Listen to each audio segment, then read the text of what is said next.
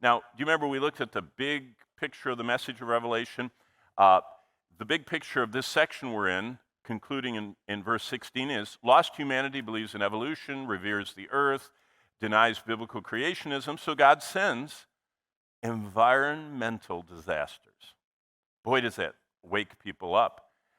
God the Son, who happens to be the creator, systematically destroys everything that keeps life alive on earth. And when I told you yesterday in chapter 8 that briefly in the silence of God, it says the wind didn't blow, can you imagine with all the smoke from the 1/3 of the grass and 1/3 of the trees, burning, the whole world has smoke, and all of a sudden the wind stops? It'd be very arresting that the atmosphere is no longer producing oxygen for my lungs. The oceans, which are a primary oxygen producer, the most important oxygen production is the microplankton out there in the ocean. And the land and all the trees, and earthquakes ravage the earth, and smoke and fire and red tides. Global warming at extreme levels. And volcanoes. There was just a volcano, in far eastern Russia that put 5 inches of ash on everything. It just looks, again, the news called it apocalyptic. And they're coming back to the book of Revelation. I thought that was very interesting that secular news medias use Bible terms.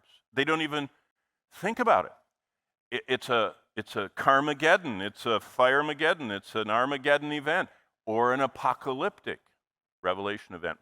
And asteroids, comets, and meteors. Then, today, comes Armageddon.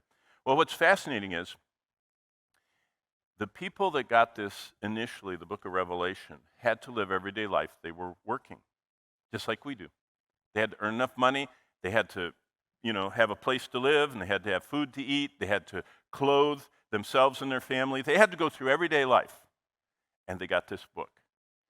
And what this book was intended to do is to show them what we're seeing. What specifically in chapter 16? This. What happens when people get what they really want? Earth becomes a living hell. You see, God is not willing that any should perish. We all know that. God is constantly warning people. Every time a person has a little cough or a sneeze or a runny nose or an ache or a pain, or you go up the stairs too fast and you go, whoa, a little shortness of breath. What is that for? To remind us we're temporary. We're fragile. Life is temporary. Life is fragile.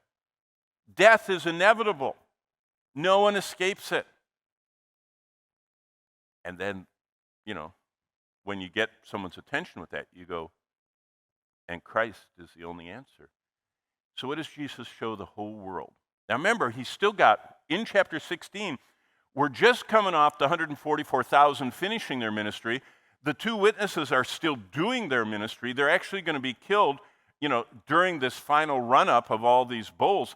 And the gospel angel we saw yesterday is loudly, in every language, he's kind of got Google Translate going. He's giving the gospel to everybody. And to help illustrate, if you reject Christ, chapter 16's events.